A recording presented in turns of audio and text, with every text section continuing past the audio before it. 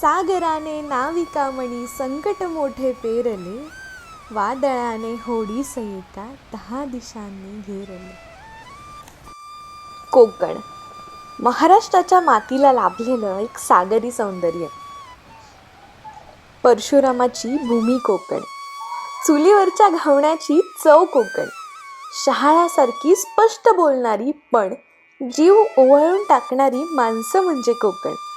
अभिजात परंपरेचा तो वारसा म्हणजे कोकण. निसर्ग राजाचं समृद्ध कोकण. कोकणची माणसं साधी भोळी आणि काळजात त्यांच्या भरली शहाळी. हे आजपर्यंत फक्त ऐकलं होतं, पण ह्या वेळेस मी ते खरं अनुभवलं. ही माझी दुसरी वेळ होती निवतीला यायची, कारण आता निवतीला माझ्यासाठी घरापासून लांब असलेलं आणखी एक घर झालं. Hello good morning. तर आता आम्ही कर्नाटकवरून काल रात्री महाराष्ट्रामध्ये एंटर झालो आणि आज आम्ही निवतीला आलो आहे. मागच्या वेळेस मी पावसाळ्यात निवतीला आलेले, पण माझी एक गोष्ट करायची राहून गेली, ती मी आज करणार आहे. तर माहिती वाट पाहणं पण किती भारी असू शकतं. आत्ता आम्ही बोटची वाट पाहतोय निवतीला समुद्रात जायला. बोट येते तोपर्यंत आम्ही थोडा वेळ आता नाश्ता करूनच आलो आहे, त्यामुळे काही टेन्शन नाही आहे. थोडा वेळ समुद्रावर थांबलो आहे. बोट आली की आपण आतमध्ये जाणार आहे आणि आपण 3 ते 4 गोष्टी पाहणार आहे. एक तर लाईट हाऊस निवतीचं, दुसरी गोष्ट म्हणजे म्हातारीची चूळ, निवतीचे जे काही गोल्डन रॉक्स आहेत ते पण पाहणार आहे. भारी एक्सपिरियन्स असणार आहे. खोल समुद्रात जायला लागतं, त्यामुळे एक 50 मिनिटाचा प्रवास आहे बोटीने. त्यामुळे तुम्ही येणार असाल तर तुमच्यासोबत तुमची पाण्याची बॉटल, थोडंफार काही असेल ते खायला घेऊन कॅरी करा, कारण आतमध्ये तर काही मिळणार नाही.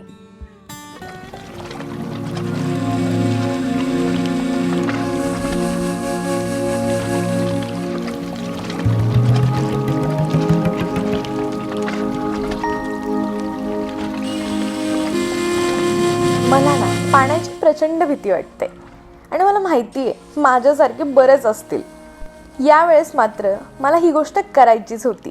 आणि हो, अगदी विश्वासाने सांगते, या बोटवाल्या काकांनी आमचा प्रवास अगदी छान होईल याची पूर्ण काळजी घेतली.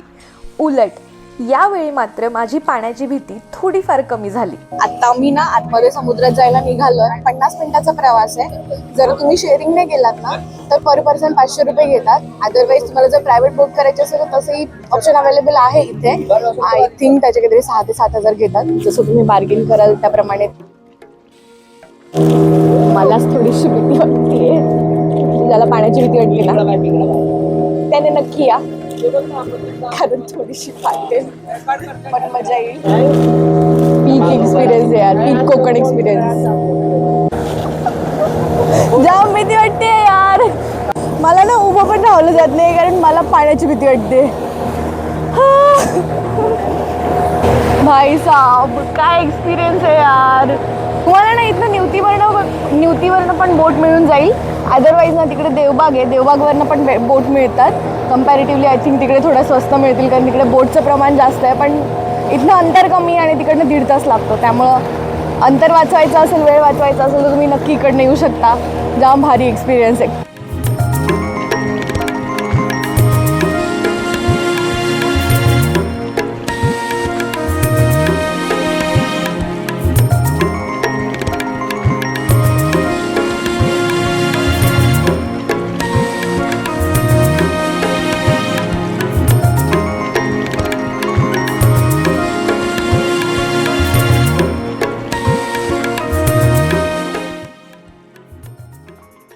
आता आम्हाला निवतीचं जुनं लाईट हाऊस आणि नवीन लाईट हाऊस अशी दोन्हीही लाईट हाऊस दिसायला सुरुवात झाली होती.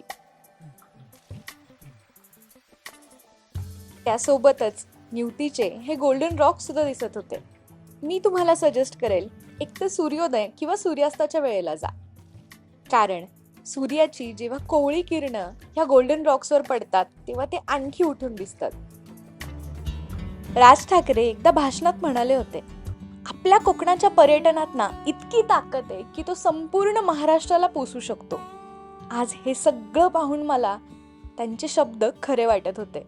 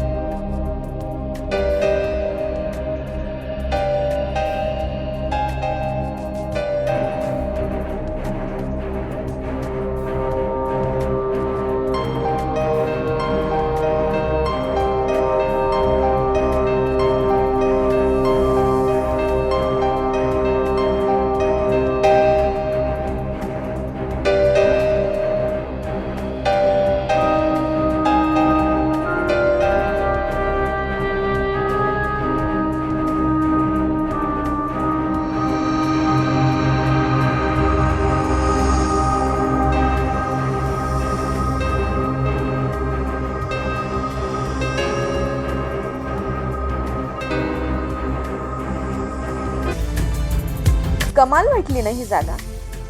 मलाही खूप आवडली. निवतीला तुम्ही जेव्हा खोल समुद्रात जाता तेव्हा तुम्हाला हे 2 लाईट हाऊस दिसतात. एक पोर्तुगीजकालीन आणि एक नवं म्हणजेच ब्रिटिशकालीन. अशी 2 लाईट हाऊस तुम्ही पाहू शकता. तुम्हाला जर या लाईट हाऊसला भेट द्यायची असेल ना तर पहिल्यांदा वेंगुर्ला इथल्या लाईट हाऊसमधनं परमिशन घ्यावी लागते. तरच तुम्ही इथल्या लाईट हाऊसला भेट देऊ शकता.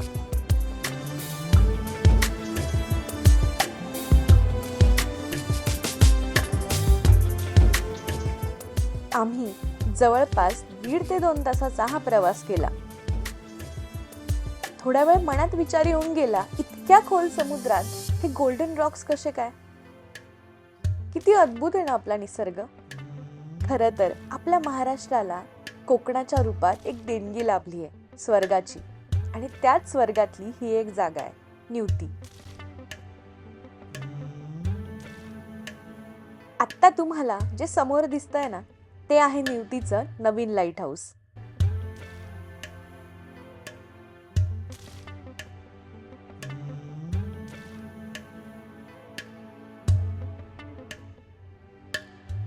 आमची बोट जेव्हा ह्या 2 डोंगरांच्या बेचक्यातनं जात होती ना तेव्हा माझ्या मनात एकच वाक्य येत होतं, यार किती सुंदर आहे यार, हे सगळं किती सुंदर आहे.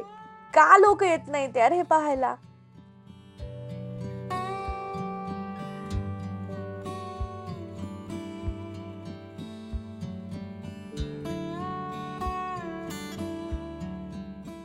समुद्राच्या लाटांशी सतत झुंज देत असलेले हे खडक कोकणाच्या ताकदीचं आणि सौंदर्याचं प्रतीक आहे. किती गंमत आहे नाही? हे खडक अगदी समुद्रात खोलपर्यंत आहेत आणि ह्या लाटांमुळे ह्या साध्या दगडांना शिल्पासारखा आकार प्राप्त झालाय. निसर्गाची किमयाच म्हणावी.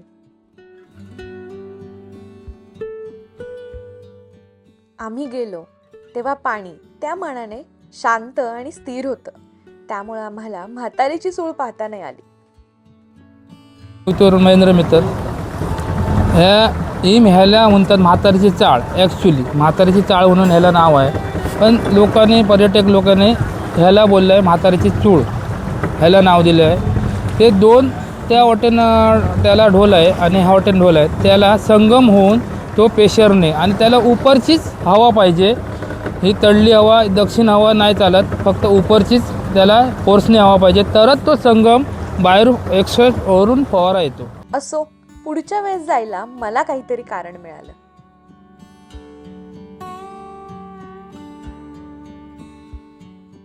पावसाळ्यात ही भटकंती बंद असते, कारण पावसाळ्यामध्ये खोल आत समुद्रात बोटींना जायला मनाई आहे. त्यामुळे तुम्ही जाणार असाल तर ऑक्टोबर पासून ते मे पर्यंतचा हा सीझन सगळ्यात बेस्ट आहे. आता तुम्हाला जे समोर दिसतंय ते निवतीचं जुनं लाईट हाऊस. हे पोर्तुगीज कालीन आहे.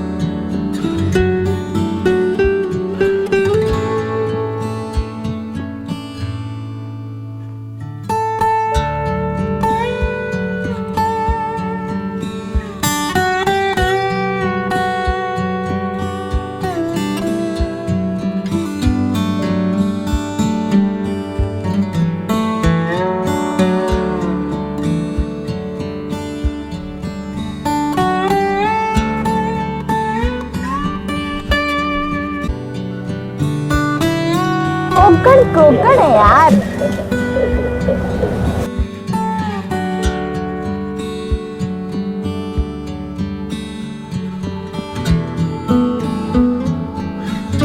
ते खडकाचं नाव आहे जाळं. तडी आहे तो आपल्या समोर, तो त्याचं खडकाचं नाव ओवळं म्हणून नाव आहे. पूर्वज लोकांनी म्हणजे किती म्हणजे पूर्वज होऊन गेले, वडिलांचे वडील आणि इंग्रजाच्या काळात अशी खडकांची पूर्ण नावं आहेत. त्याचं नाव आहे कर्ला, गोबरा, मालकुमी, जाणेकराची मालकुमी असं नाव आहे. स्पीड वाढतोय का? आम्ही आता निवतीला आहे आणि दादांनी मला बोट चालवायला दिली आहे. गाडी नाही देत मला कुठे चालवायला, पण या दादांनी एवढा व्हिडिओज टाकला मला बोट चालवायला दिले. ओ हा हो हो हो हा, आपल्याला ह्या बाजूला जायचंय. हो भाई साहब,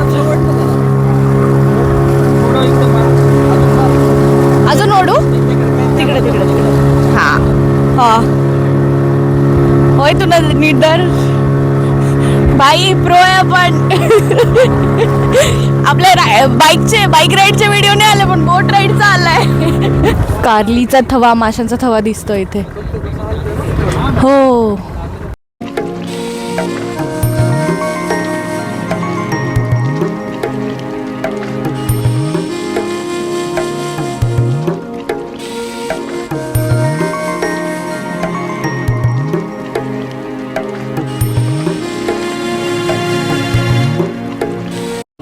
कोणी कार चालवायला देत नाही, तुम्ही घाबरता, पण काकांनी मला बोट चालवायला दिली आहे.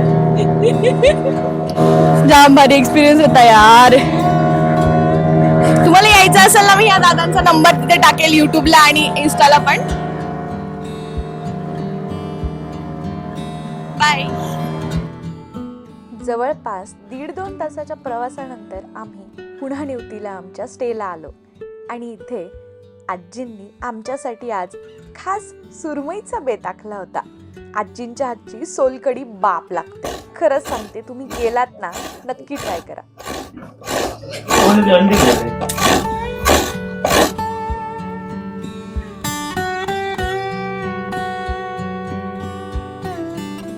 दुसऱ्या दिवशीची सकाळ जरा उशिराच झाली. चुलीवर पाणी तापत ठेवलं होतं आणि एका बाजूला आजी आमच्यासाठी आंबोळ्या बनवत होत्या. मागच्या वेळेस निवतीवरून जाताना ना, मी आजीला सहज म्हटलं होतं, मला ना नारळाचं दूध आणि खापरोळी खायची खूप इच्छा झाली आहे. त्यावर आजी म्हणाल्या होत्या, पुढच्या वेळेस येशील ना बाई तर नक्की बनवेल. आणि आज एवढ्या दिवसांचं ते लक्षात ठेवून सकाळ सकाळ आजींनी हा बेत आखला होता. माझ्यासाठी हे अगदीच अनपेक्षित होतं. उगाच नाही म्हणत, कोकणची माणसं साधी भोळी, पण काळजात त्यांच्या भरली शहाळी. खरं आहे ते. या आजी, त्यांची सून, त्यांचं अख्खं कुटुंब यांच्यासोबत 2 दिवस घालवताना मला अजिबात वाटलं नाही की मी कुणाच्या तरी परक्या घरात राहते.